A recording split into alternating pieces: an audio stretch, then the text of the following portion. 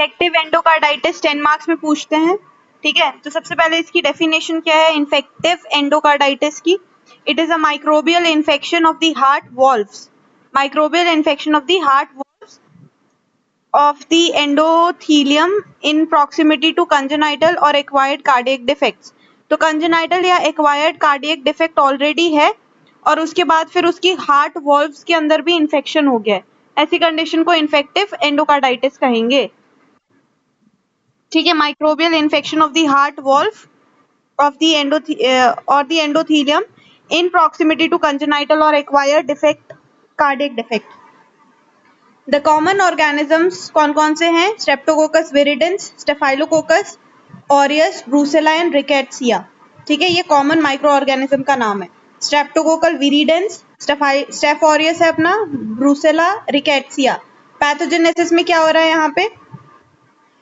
वॉल्व्यूलर epithelium जो है उसमें प्लेटलेट और फाइब्रिन का डिपोजिशन देखने को मिल रहा है, नॉन बैक्टीरियल थ्रोम्बोटिक एंडोकार्डाइटिस। उसके बाद म्यूकस मेम्ब्रेन ट्रॉमा बैक्टीरीमिया, एडहेरेंस होगा, कोलोनाइजेशन होगा और वेजिटेशन बन जाएंगे जो कि हॉलमार्क है। तो यहाँ पे पैथोजेनेसिस को नीचे एक्सप्लेन किया है, उसमें क्या लिखा है सबसे पहले वो देखें।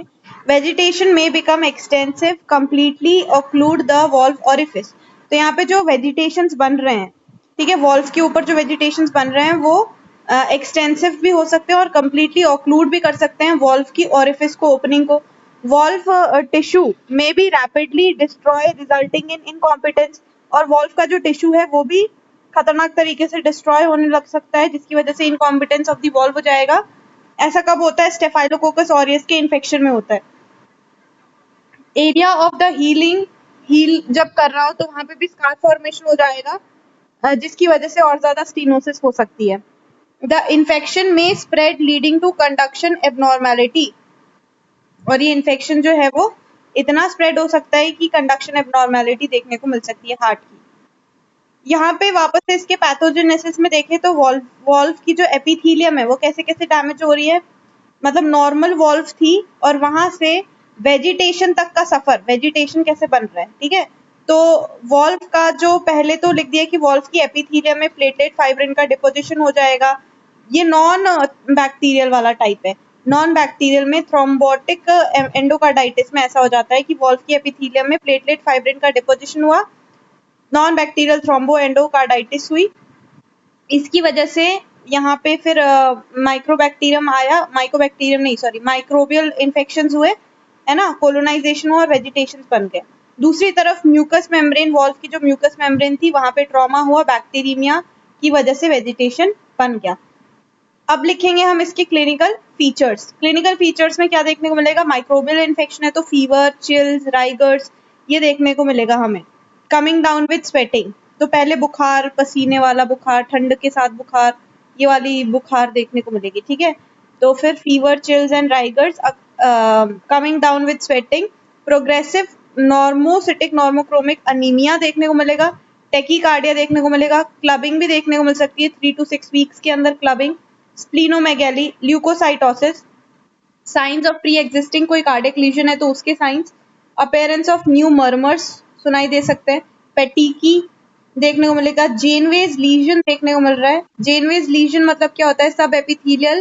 सब epithelial micro abscesses and large non tender macules over the palms and soles. तो ये जो हमारे हाथ के जो पाम्स है, ठीक है, तो पाम्स एंड सोल्स के अंदर क्या क्या देखने को मिलता है? पाम्स एंड सोल्स के अंदर हमें non tender, large non tender macules या फिर माइक्रो एब्सेस, छोटे छोटे sub epithelial micro abscess and large non tender macules over palms and soles. Pulmonary embolism देखने को मिलती है, पल्मोनरी एम्बोलिज्म देखने को मिल सकता है। रॉथ स्पॉट देखने को मिलता है। रॉथ स्पॉट क्या होता है? रॉथ स्पॉट मतलब फ्लेम शेप, ये क्या लिखा है? कैनो शेप्ड सेंट्रल पेलार के साथ, अच्छा, हीमरेजेस देखने को मिल रहे हैं, ठीक है।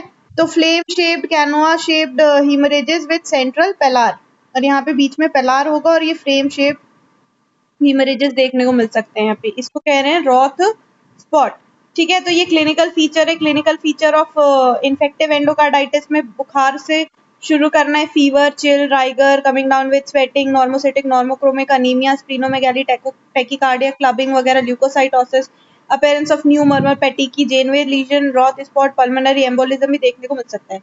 इन्वेस्टिगेशन क्या करवाएंगे, तो ब्लड हीमोग्राम करवाएंगे, normocytic, normochromic anaemia, leukocytosis, ESR बढ़ा हुआ होगा। उसके बाद फिर ईसीजी में प्रोलॉन्ग पीआर इंटरवल देखने को मिलेगा। एट्रियोवेंट्रिकुलर ब्लॉक हो सकता है, यहाँ पे एक्यूट एमआई के सिम्टम्स देखने को मिल सकते हैं। ब्लड कल्चर के अंदर जो भी पॉजिटिव ऑर्गेनिज्म है वो पता चल जाएगा। सीरम प्रोटीन में इम्यूनोग्लोबुलिन्स जो है ना वो बढ़े हुए होंगे, इंक्रीज रहेंगे इम्यूनोग्लोबुलिन्स।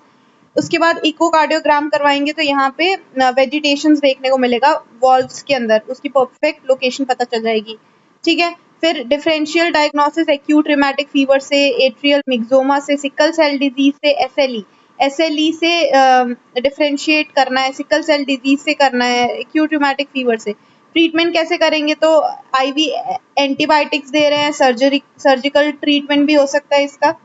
ठीक है, तो वो डिपेंड करता है उसके केस पे। यहाँ पे पेरेंटरल आईवी एंटीबायोटिक्स में high serum concentration to penetrate the vegetation, prolonged treatment to kill dormant bacteria clustered in vegetations। ठीक है, सर्जरी में इंट्राकार्डियक कॉम्प्लिकेशन भी देखने को मिल सकता है। अगर इंट्राकार्डियक कॉम्प्लिकेशन हो रही तो सर्जरी एडवाइस है। तो इन्फेक्टिव एंडोकार्डाइटिस क्या होता है, माइक्रोबियल इन्फेक्शन होता है हार्ट वॉल्व्स का, या फिर हार्ट की वॉल्व्स की एंडोथीलियम पे माइक्रोबियल इन्फेक्शन हो गया और उसको कंजेनाइटल या एक्वायर्ड कार्डियक डिफेक्ट था ऑलरेडी, उसमें हो सकता है। कॉमन ऑर्गेनिज्म, कॉमन कौन से microbial infection, Streptococcus viridans, staphylococcus aureus, Brucella और रिकेट्सिया। फिर यहाँ पे वाल्वुलर एपिथीलियम के अंदर प्लेटलेट का फाइब्रिन डिपोजिशन हो जाता है, ये थ्रोम्बोटिक वाले केस के अंदर होता है, नॉन बैक्टीरियल थ्रोम्बोटिक एंडोकार्डाइटिस में।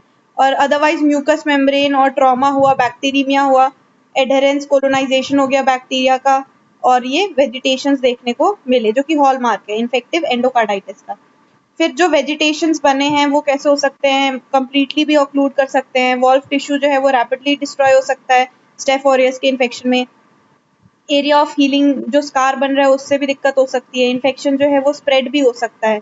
ठीक है, और कंडक्शन एबनॉर्मेलिटी। क्लिनिकल फीचर में फीवर्स वगैरह, normocytic, normochromic anaemia, tachycardia, clubbing, splenomegaly, leucocytosis, petechiae वगैरह। जेनवेज लीजन के अंदर क्या था कि हाथ, पाम्स और सोल्स के अंदर सब एपिथेलियल छोटे छोटे माइक्रो एब्सेस देखने को मिल सकते हैं, लार्ज नॉन टेंडर मैक्यूल्स देखने को मिल सकते हैं। रॉथ स्पॉट के अंदर फ्लेम शेप, कैनोआ शेप इमरेजेस देखने को मिलेगा और सेंट्रल पेलार देखने को मिलता है इन्फेक्टिव एंडोकार्डाइटिस में। उसके बाद यहाँ पे इन्वेस्टिगेशन करवाएंगे तो normochromic, normocytic anaemia, leukocytosis, ESR बढ़ा हुआ, ईसीजी के अंदर पीआर इंटरवल बढ़ा हुआ होता है, ब्लड कल्चर करवा लेंगे।